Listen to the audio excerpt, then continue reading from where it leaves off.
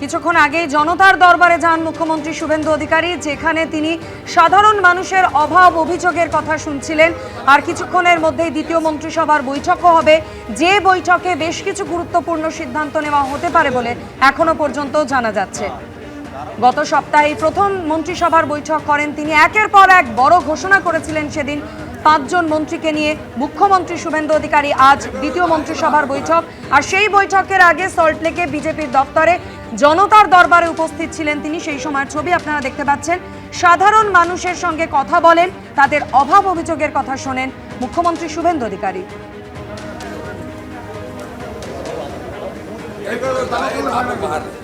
সকাল 10টার কিছু আগেই দলীয় দপ্তরে তিনি পৌঁছে যান।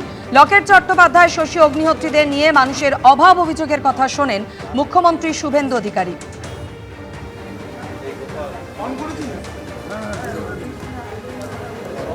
গত সোমবার প্রথম মন্ত্রিসভার বৈঠকের পর শুভেন্দু অধিকারী তিনি ডিএ নিয়ে ঠিক কি বলেছিলেন শোনাব। আমাদের আরো বেশ কিছু কমিটমেন্ট রয়েছে, যেগুলো ইতিমধ্যে আপনারা জানেন। আমরা পরবর্তী সোমবার আবার একটি ক্যাবিনেট মিটিং করব। সেক্ষেত্রে আমাদের আরও আমাদের আরজিকর সহ নারী নির্যাতনের বিষয়ে, প্রাতিষ্ঠানিক দুর্নীতির বিষয়ে, পে কমিশনের বিষয়ে, এরিয়া ডি এর বিষয়ে, এই যে বিষয়গুলি আছে আমরা পরবর্তী ক্যাবিনেটে সেগুলো করব। বিধানসভা ভোটের আগে বিজেপি সংকল্পপত্রে প্রতিশ্রুতি দেওয়া হয়েছিল ক্ষমতায় এলে সমস্ত সরকারি কর্মচারী এবং পেনশনভোগীদের জন্য কেন্দ্রীয় হারে মহার্ঘ ভাতা নিশ্চিত করা হবে এবং 7ম বেতন কমিশন বাস্তবায়ন করা হবে। सभी सरकारी कर्मचारियों व पेंशन भोगियों के लिए डीए सुनिश्चित किया जाएगा और 45 दिन के अंदर ही 7वें वेतन आयोग को लागू कर सभी कर्मचारियों का सम्मान करने का काम नई बनने वाली भारतीय जनता पार्टी की सरकार करे। আর এই ডিএ প্রসঙ্গে রাজ্যের মন্ত্রী দিলীপ ঘোষ কি জানিয়েছেন শোনাবো। মুখ্যমন্ত্রী বলেই দিয়েছেন সবই হবে আস্তে আস্তে, কেন্দ্র সরকারের স্তরেই সমস্ত দেওয়া হবে। সময় লাগছে, একটু টাকা পয়সার টান আছে, তো যেমন যেমন ফান্ড আসবে সেরকম যাদের পাওনা মিটিয়ে দেওয়া হবে। সেজন্য গত সপ্তাহে যে ক্যাবিনেট মিটিং হয়েছিল, যা আমরা সিদ্ধান্ত নিয়েছিলাম প্রায় সবই হয়ে গেছে ইমপ্লিমেন্ট। এবারে এই ধরনের কিছু পেন্ডিং বিষয় আছে, সেগুলো নিয়ে আজকে চর্চা হবে।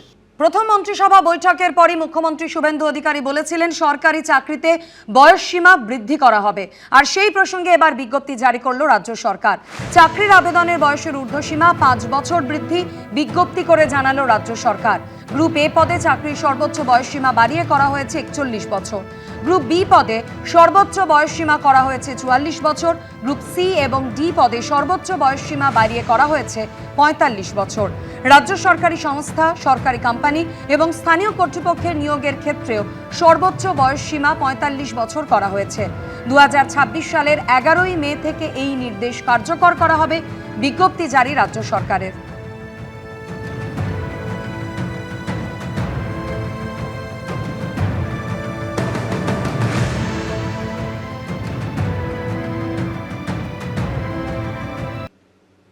ক্ষমতায় এসেই দুর্নীতিতে জিরো টলারেন্সের বার্তা দিয়েছিলেন নতুন মুখ্যমন্ত্রী। জেলার প্রথম প্রশাসনিক বৈঠক থেকেও তোলাবাজি কাটমানির বিরুদ্ধে কড়া পদক্ষেপের নির্দেশ দিয়েছেন শুভেন্দু অধিকারী। আমরা এতে জিরো টলারেন্সের নীতি নিচ্ছি। যারা সতর্ক হতে চান সতর্ক হয়ে যান। কোনো দুর্নীতি বেনিয়ম বরদাস্ত করবে না রাজ্য সরকার। ক্ষমতায় এসেই তা স্পষ্ট করে দিয়েছেন নতুন মুখ্যমন্ত্রী। দায়িত্ব পাওয়ার পর থেকেই শুরু হয়েছে অ্যাকশন। সরকারি অফিসে হাজিরার কড়াকড়ি থেকে বেআইনি নির্মাণ, হুমকি, তোলাবাজি, কোনো কিছুতে এতটুকু বেনিয়ম দেখলেই কড়া পদক্ষেপ নিচ্ছে প্রশাসন। শনিবার ডায়মন্ড হারবারের প্রশাসনিক বৈঠক থেকে ফের কড়া বার্তা দেন মুখ্যমন্ত্রী। আজ থেকে অটো, টোটো, হকার এদের কাছ থেকে কোনো তোলা, সিন্ডিকেট কেউ তুলবেন না। কোনো অবৈধ টোল, হকারদের কাছে কালেকশন, সাফাই কালেকশন ইত্যাদি বৈধ রসিদ ছাড়া কেউ তুলবেন না। কেউ যদি টাকা চাইতে আসে আপনারা সোজা থানায় যাবেন, থানা আপনাদের প্রোটেকশন দেবে। কাটমানি তোলাবাজির দিন শেষ। শুধুমাত্র ডিজিটাল লেনদেনের প্রমাণ থাকলেই সোজা গ্রেফতারের নির্দেশ দিয়েছেন মুখ্যমন্ত্রী। কেন্দ্র এবং রাজ্য সরকারের কোনো স্কিম পেতে গিয়ে কাউকে পয়সা দিতে হয়েছে, কাটমানি দিতে হয়েছে, ঘুষ দিতে হয়েছে, সেক্ষেত্রে আমরা দুটো ইলেকট্রনিক্স ডকুমেন্টকে এনকারেজ করেছি। একটা হচ্ছে পেটিএম এ পেমেন্ট, আর একটা হচ্ছে অ্যাকাউন্ট ট্রান্সফার, আরটিজিএস এনএফটিএস করে টাকা ট্রান্সফার। একে বলেছি আমরা এই ডকুমেন্ট পেলে অ্যারেস্ট করে দিতে, মানে এর আর কিছু ডকুমেন্ট লাগবে না। এই নতুন হানিমুন পিরিয়ডে যা যা বলবেন শুনতে ভালো লাগবে, যা যা দেখাবেন এখন দেখতে হবে, কিন্তু প্রথম থেকেই যদি সবটা নেগেটিভ কোনো রিয়াকশান দিই তাহলে সেটা মানুষ ভালোভাবে নেবেন না। আমরাও নজর রাখছি, মানুষও নজর রাখছেন। সূত্রের খবর, সোমবার নবান্ন সভাঘরে পুলিশের শীর্ষ কর্তাদের সঙ্গে বৈঠকে মুখ্যমন্ত্রী বলেন, আইনের শাসন প্রতিষ্ঠা করতে হবে, আইন মেনে চলুন, আইনের আওতায় থেকে কাজ করুন। মুখ্যমন্ত্রীর নির্দেশ মতো কড়া পদক্ষেপ করছে পুলিশ প্রশাসনও। সত্যজিৎ বৈদ্য, এবিপি আনন্দ। কোথাও তোলাবাজি তো কোথাও হুমকি মারধরের অভিযোগ। পালাবদলের পরই একাধিক জেলা থেকে পরপর গ্রেফতার হচ্ছেন তৃণমূলের নেতারা। সেই তালিকায় একদিকে যেমন রয়েছেন তৃণমূল কাউন্সিলর, তেমনই রয়েছেন পঞ্চায়েত প্রধানও। সরকার বদলেছে, বদলাচ্ছে পরিস্থিতি। এই আবহে নানা অভিযোগে পুলিশের জালে ধরা পড়ছেন একের পর এক তৃণমূল নেতা।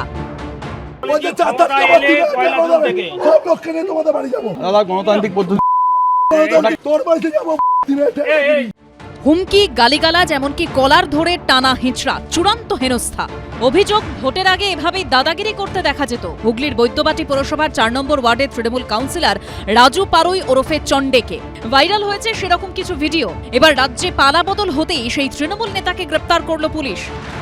দ্বিতীয় দফা ভোটের আগে 26শে এপ্রিল অন্নপূর্ণা ভান্ডারের ফর্ম বিলির অভিযোগকে কেন্দ্র করে স্থানীয় কিছু বিজেপি কর্মীর সঙ্গে তর্কাতর্কি শুরু হয় তাঁর।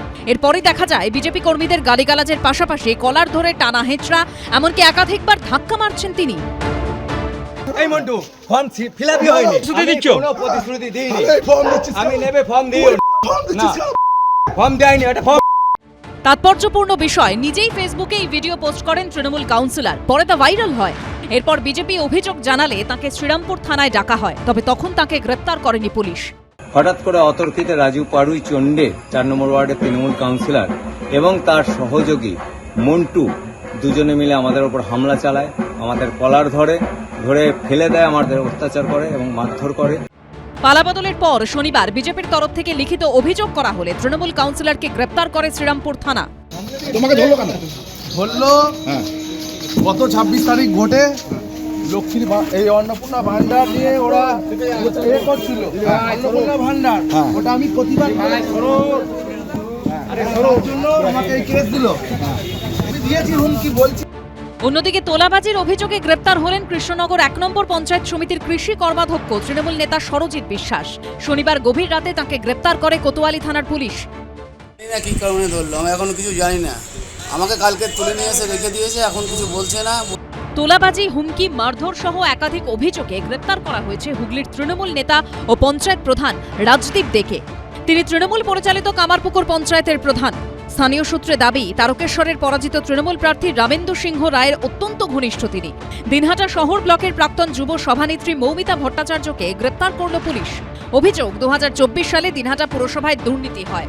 টাকার বিনিময়ে বেআইনিভাবে বিল্ডিং প্ল্যান পাশ করানোর অভিযোগ ওঠে। সেই ঘটনায় নাম জড়ায় পুরসভার কর্মী ও তৃণমূল নেত্রী মৌমিতা ভট্টাচার্যর।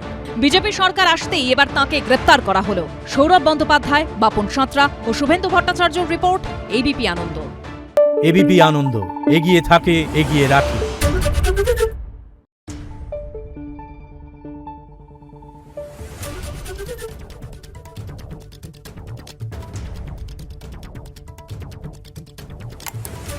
Thank you.